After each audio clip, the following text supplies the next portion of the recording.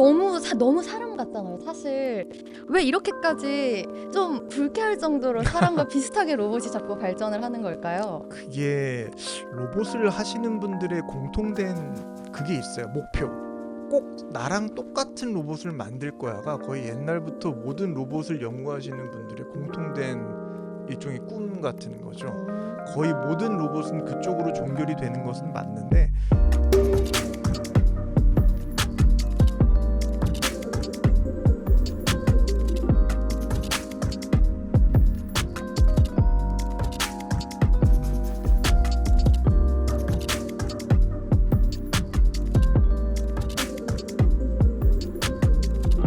네, 안녕하세요. 로보티스트 팩트체크 로봇루머 시리즈의 MC 임리아입니다. 자, 오늘 팩트체크할 것은 바로 아메카인데요. 아메카 진짜 자율적으로 말하는 걸까? 저건 연출일까 혹은 기술일까? 이제 영상을 보시면서 이런 궁금증 드신 분들 많을 것 같은데요. 오늘 함께 전문가님과 함께 그런 팩트체크 해보도록 하겠습니다. 오늘 함께 이야기 나눠주실 분이죠. 로봇기술 전문가 강형석 박사님 모셔봤습니다. 박사님 어서 오세요. 네, 안녕하세요. 네, 박사님, 우리 본격적으로 이제 팩트 체크 해보기 네. 전에 한번 영상부터 확인해 볼까요? 네. 음, 와, 진짜 사람처럼 생겼어요. 전 개인적으로 좀 이런 거를 좋아하지는 않아요. 조금 이게 어느 정도 사람이랑 완전히 안 가깝고 조금 2% 부족하게 가까우면 좀 혐오감이 들거든요. 그 불쾌한 맞아요. 골짜기라고 불쾌한 하잖아요. 골짜기라고 그렇죠? 하죠. 그래서 저는 개인적으로 좋아하지는 않아요. 저는 로봇을. 음, 이게 지금 저게 CS 2022에 나왔다고는 돼 있는데 네. 한 15년 전, 한 20년 전 그때쯤 보면 일본에서 사실 이런 걸 굉장히 많이 했었어요. 물론 오. 저렇게 말은 못했죠 그때는. 네. 근데 이게 말하는 것은 아마 이제 뭐 언어 모델 같은 게 발전을 하면서 저렇게 하는 것 같고. 그리고 저는 약간 저렇게 자연스럽게 관절이 꺾이는 것도 너무 신기하거든요. 이게 자연스럽진 않아요. 아, 이게. 그래요? 이게 일반인 입장에서는 되게 자연스럽긴 한데 역시 예. 전문가. 움직임이 그렇게 뭐 특이할 거는 없는 것 같아요. 3억 원이라고 나오네요. 여기. 네. 3억 원이요? 와, 네. 뭐야? 갑자기 어, 자매품이 귀여워졌는데요? 아닙니다. 이게 다른 로봇이에요. 이건 다른 로봇이고요. 오히려 이제 박사님은 이런 로봇이 더 좀 정감이 간다. 그죠. 되게 아주 일반적인 형태의 로봇이 사실 저런 거는 로봇이기는 하지만 저희가 해왔던 산업용 뭐 이제 그런 목적성을 갖기보다는 사람이랑 완전히 똑같이 만들려고 하는 거 안드로이드라고 하지 않습니까? 네. 안드로이드를 표방하는 로봇이어서 약간 조금 산업이랑은 좀 거리가 있죠. 아무래도. 그리고 이제 영상에서 보셨던 것처럼 이제 로봇이 직접 네. 말도 하잖아요. 네네네. 근데 이게 단순히 입력된 말만 하는 게 아니라 정말 스스로 판단해서 말을 하는 것 같아요. 네네네. 이게 가능한 이유가 있을까요? 그렇죠. 뭐 챗GPT만 보더라도 사실 5만 가지 말을 텍스트로 다 해내지 않습니까? 네. 그 텍스트를 음성으로 바꿔주는 건 그렇게 어려운 일이 이제는 아니기 때문에 음성으로 바꾸면서 입 모양이라든지 이런 것도 다 트레이닝 시키면은 뭐 얼마든지 될 것 같아요. 그렇게 기술적으로 충분히 가능한 것 같습니다.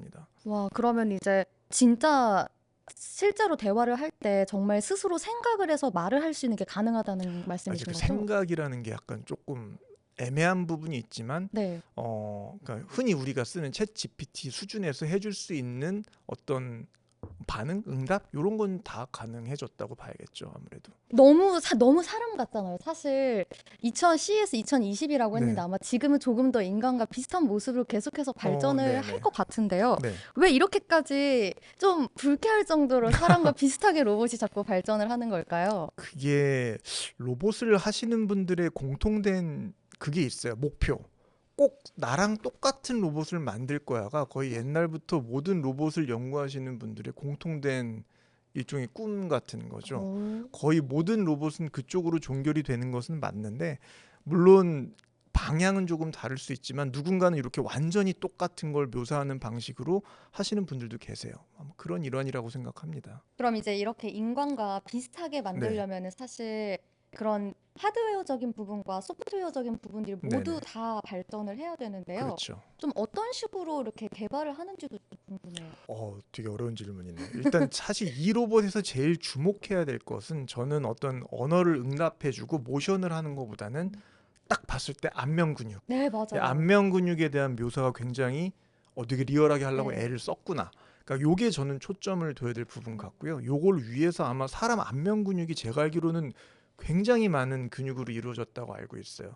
그래서 그거를 조금씩 움직이기 위한 메커니즘을 갖다가 다 구현을 해서 여기다 넣었을 것이고, 어. 그거를 다 이제 실제 사람 표정과 매핑시켜 가지고 어떤 뭐 단어라든지 기분이라든지 이거에 따라서 걔를 적절하게 움직일 수 있는 뭐 AI 모델을 만들든 이제 아마 그렇게 하지 않았을까 생각이 돼요. 그러면 이런 식으로 이제 사람들과 실제로 반응하는 네. 로봇은 어떤 과정을 거쳐서 이렇게 딱, 이 사람의 뭐 대화가 들어오네? 이렇게 반응해야 하는 이런 좀 전체적인 네네. 과정, 프로세스라고 하나요? 어떤 네네. 식으로 좀 반응을 하게 되는지 궁금합니다. 일단은 제일 주요 입력은 아마 텍스트일 거예요. 어, 챗GPT처럼 내가 무슨 말을 했는지를 이제 제일 먼저 받아들일 것 같고, 얘는 조금 특이한 게 아이 컨택이라든지 이제 그런 것도 있더라고요. 그래서 아마 촉각 센서가 있으면 촉각 센서, 어, 그다음에 이제 뭐 시각 센서가 있으면 시각 센서. 그래서 얘를 다 융합해서 네. 뭔가를 내뱉기 위한 일종의 프로세스를 거칠 거고, 이제 AI를 따지면 추론한다고 할 겁니다. 그거를 모델을 돌려가지고 내가 무엇을 해야겠다라고 하는데, 이걸 멀티모달이라고 그래가지고 오, 여러 가지를 한 번에 받아가지고 융합해가지고 판단한 다음 다시 이제 여러 가지를 내뱉는다. 멀티모달이라고 합니다. 멀티모달. 네네.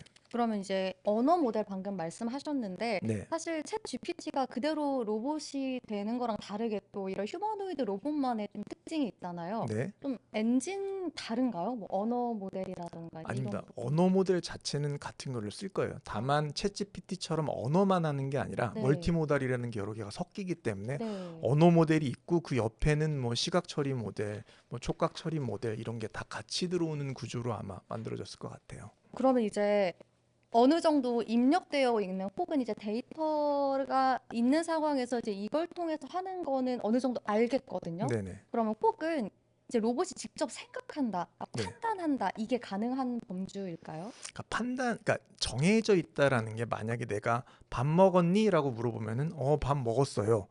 혹은 뭐 밥 먹었니라고 물어봤는데 다른 그 전에 어떤 히스토리가 좀 쌓였으면 이렇게 대답해. 소위 이걸 이제 우리는 룰 베이스라고 해요. 네. 규칙이 정해져 있다고 해서 룰 베이스라고 하는데, 그게 아니라 어떤 게 들어오든지 상황에 따라서 적절하게 뭔가 해주는 거. 요게 결국은 AI거든요. 네. 언어 모델도 마찬가지고, 만약에 정해져 있는 룰이 아니지만 내가 무엇인가 할 수 있는 것 자체를 생각이라고 표현할 수 있다고 하면은 음. 얘는 생각한다고 얘기를 하는 게 맞겠죠. 그러면 예를 들어 사회적으로 합의된 그런 위로 방식이 아닌 아예 없던 이제 그런 뭐 문장이라던가 아예 없던 뭐 신박한 위로법 같은 것도 만들 수 있나요? 위로법이라는 게 이렇게 위로해 네, 준다라는 맞아요. 말씀이신 거예요. 제가 그래서 나 오늘 기분이 안 좋아, 아, 위로해 줘 네, 그죠, 했는데 그죠. 얘가 전혀 네, 상상하지 네, 못한 그죠, 기괴한 그죠. 행동을 한다는 거죠. 네. 둘 중 하나인데, 하나는 이제 얘가 잘못 만들어졌다. 아, 예, 트레이닝이 잘못 오류다. 만들어. 가끔 예전에 챗GPT 보면은 이게 탈옥한다고 하는데, 우리가 막 이상한 말 쓰면은 걔가 갑자기 막, 네. 저도 한번 봤어요. 막 빼빼빼빼빼빼빼 아, 막 이러면서 막 이런 게 진짜요? 나왔던 적이 있었거든요. 이제 오류가 났거나 그게 아닌데 정상적인 범주에서 얘가 기괴한 행동을 한다면은 그건 저는 조금 어려울 것 같아요. 왜냐면은 학습이라는 것 자체가 이미 정해진 데이터예요. 사실 그게 룰 베이스라고 판단하지 못할 만큼 너무 방대한 안에서 무엇인가를 찾아가기 때문에, 우리가 상상할 수 있는 게 사실 얘가 하는 거라고 보는데, 우리가 상상하지 못하는 것을 로봇이 한다는 건 저는 개인적으로는 어려울 것 같아요. 룰 베이스는 가능하지만 그 외에는 뭐 오류일 수 있다라는 말씀이신 아니요, 거죠? 아니요. 이제 우리가 일상생활에서 로봇한테 학습이라는 걸 시킬 네. 텐데, 우리가 우울할 때는 일반적으로 이렇게 위로를 받는다라는 데이터가 들어가 있을 거 아니에요. 근데 그 데이터가 아니라 전혀 다른 짓을 한다는 거잖아요. 그 학습이 안 된 행동을 한다는 것이기 때문에 음, 그거는 오류이거나, 아니면 얘가 스스로 뭔가 창조해서 했다고 할 수도 있겠지만, 러닝이라는 것 자체가 창조를 의미하지는 저는 않는다고 생각하기 때문에 네. 조금 어렵지 않을까가 개인적인 의견입니다. 그렇다면은 좀 앞으로 이렇게 로봇이 스스로 판단하고 행동하기 위해서는 좀 어떤 발전들이 이루어져야 할까요? 지금도 판단하는 거예요. 다만 그 판단의 행동이 네. 우리가 전혀 상상하지 못한 행동이 나올 수 있는가에 대한 질문이었기 때문에 네. 그거는 어렵지 않을 거고, 지금도 충분히 판단을 해서 할 수 있다고 생각을 합니다. 그럼 로봇이 발전이 된다면은 앞으로 좀 어떤 방향으로 더 발전이 될 거라고 이제 보시나요? 사실 지금 뭐 휴머노이드가 많이 나오기는 하지만, 저는 또 이제 또 동시에 사업을 하다 보니까 첫 번째는 쓸모예요. 얘가 과연 우리한테 쓸모를 주느냐. 근데 이제 이런 로봇은 솔직히 쓸모가 어딨지라고 저는 이제 네. 박물관에 전시되는 거 말고는 솔직히 잘 모르겠어요. 그래서 발전된다면은 정말로 얘가 쓸모를 줄 수 있는 무엇인가를 찾는 부분, 제가 되게 또 나름 중요하게 생각하는 어떤 프랙티컬리티 같은 게 저는 필요할 것이라고 생각하고, 물론 얘가 쓸모 있다라는 걸 많이 이제 유튜브에 나오기는 하지만 사실 네. 절반 이상이 거의 허위 정보라고 생각을 하기 때문에 그런 게 정말로 되게 만드는 어떤 과정이 좀 필요하지 않을까 생각이 들어요. 그럼 박사님이 보시기에 이 휴머노이드 로봇은 그래도 어떤 분야에서 가장 수요가 그래도 생길 거라고 생각을 하세요? 뭐 아무래도 노동력 대치겠죠. 노동. 예. 노동력 대치고 사람이 하기 싫어하는 일 또는 위험한 일, 뭐 지금도 막 많이 이렇게 산재 같은 게 많잖아요. 특히 네, 뭐 가스 맞아요. 사고, 사실 얘가 뭐 숨을 못 쉴 일은 네, 없으니까 네. 그런 데가 저는 그래도 인류한테 도움을 줄 수 있는 분야의 쓰임새라고 생각을 합니다. 다만 너무 비싼 게 문제겠죠. 가격은 떨어질 것 같아요. 아, 가격은 그래요? 충분히 떨어질 것 같은데 아직 기술적으로 불가능한 게 너무 많아가지고 아직까지는 조금 그렇게 사용되기에는 시기상조인 것 같습니다. 그럼 마지막으로 이제 박사님이 생각하시기에 로봇이 판단한다. 이 말의 정의를 좀 어떻게 내려볼 수 있을까요? 어려운 얘기예요. 사실 굉장히 철학적인 네. 질문이라, 그럼 우리는 어떨 때 판단한다고 생각하지? 라는 어, 것부터 저는 먼저 정의가 돼야 되는 것 같은데, 우리가 판단한다고 하면 사실 우리 에고라고 하는 그 자아 같은 걸 우린 있다고 믿잖아요. 네. 어쨌건 그걸 중심으로 내가 어떤 입력을 받았기 때문에 나는 이렇게 할 거야.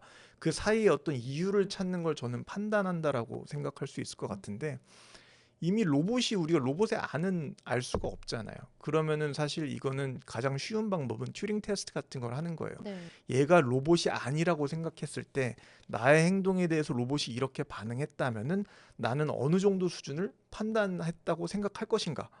라고 생각을 하는데, 인공지능이 사실 충분히 그런 판단이 들 수 있을 만큼 발전을 한 것 같고, 네. 특히 대화의 영역에서는 이미 그 테스트가 깨졌다고 생각을 하기 때문에 이미 판단하고 있지 않나 생각이 들어요. 네, 좋습니다. 오늘 이렇게 박사님과 함께 아메카라는 휴머노이드 로봇을 통해서 한번 로봇에 대해서 알아봤는데요. 앞으로 로봇이 우리 일상에 어디까지 들어올 수 있고 또 어디까지 기대해 볼 수 있는지에 대해서 이야기 나눠봤습니다. 박사님께서 비슷한 내용일 수 있겠지만 마지막으로 이 분야에 대한 좀 간단한 전망 한번 말씀해 주신다면 어떻게 말씀하실 수 있을까요? 뭐 어쨌건 휴머노이드는 점점 발전할 것이고 산업 전반적으로 쓰여질 건 맞는 것 같아요. 다만 너무 이걸 상업적으로 악용하시는 분들도 많은 것 같고, 그러다 보니까 그런 부분은 좀 적절하게 스스로 좀 뭐 양심적으로 자제를 하는 그런 절제도 좀 필요한 것 같습니다. 하지만 어쨌건 미래에는 굉장히 인간 사회에 정말 로봇이 녹아 들어갈 수 있는 미래가 올 것 같기는 해요. 네. 그리고 여기 아까 전에 사실 드리고 싶었던 네. 질문인데 이제 마지막이니까 한 가지 좀 네. 개인적으로 궁금한 게 네네. 있어서 제가 로봇 관련된 영화를 많이 보긴 예. 하거든요. 뭐 아이로봇도 있고. 네네. 근데 이제 거기 보면은 결국에는 이제 싸우는 게 로봇과 인간의 싸움이에요. 예예. 그리고 이제 그 로봇을 만든 인간이 그 로봇을 컨트롤하지 못해서 발생하는 문제들도 그렇죠. 많고. 예. 그럼 이제 만약 이런 휴머노이드 로봇이 상용화 됐을 경우에 좀 어떤 인증이라던가 이런 안정성 부분을 좀 어떻게 저희가 가져갈 수 있을지 아, 의견이 궁금합니다. 되게 딱딱하게 네. 말씀드리면은 인증이라고 하면 거의 전원 차단 기능이에요. 어, 안전이 뭔가 모종의 상황에서 전원을 끊어버린다가 거의 사실상 거의 모든 안전 인증의 거의 골자라고 볼 수가 있는데, 네. 그런 사실 큰 의미는 없는 것 같아요. 큰 의미는 없고, 로봇이 뭔가를 하지 못하게 막는 것은 가능해요. 예를 들어서 어떤 거냐면 우리가 자율 반사신경 뭐 이런 거, 여기 무릎 네네. 톡춤이 올라가잖아요. 네네. 이거는 막을 수가, 제 의지로 되는 게 아니잖아요. 네. 로봇도 그렇게 만들 수는 있어요. 음. 얘가 뭔가 판단을 해서 뭔가 해야 된다 하더라도 룰 베이스에 걸리는 거, 이거는 안 돼, 네. 너는 뭐 사람을 총으로 쏘면 안 돼, 이렇게 만들 수는 있어요. 그래서 사실 전쟁이 난다는 건 조금 SF적인 상상이 아닐까. 다만 그런 거를 다 막아버려서 로봇이 스스로 재프로그래밍을 할 수 어, 있는 게 온다면은, 네. 그것도 로봇이 그냥 지워버릴 수 있는 뭔가가 있다면 조금 얘기가 달라지겠죠. 그러니까 지금 우리가 막을 수는 있지만 로봇이 스스로 재프로그래밍 할 수 있는 기술까지 간다면 사실 그것도 무의미하기 때문에 그땐 정말 잘못하면 터미네이터가 나올 수도 있지 않을까 생각은 듭니다. 말하니까 진짜 와닿네요. 네. 네, 그럼 오늘 함께 해주실 강형석 박사님 감사합니다. 저희 다음 팩트체크 로봇 루머에서는 우리 눈앞에 등장한 또 다른 화제의 로봇들을 한층 더 깊게 그리고 날카롭게 살펴보도록 하겠습니다. 지금까지 시청해주셔서 고맙습니다.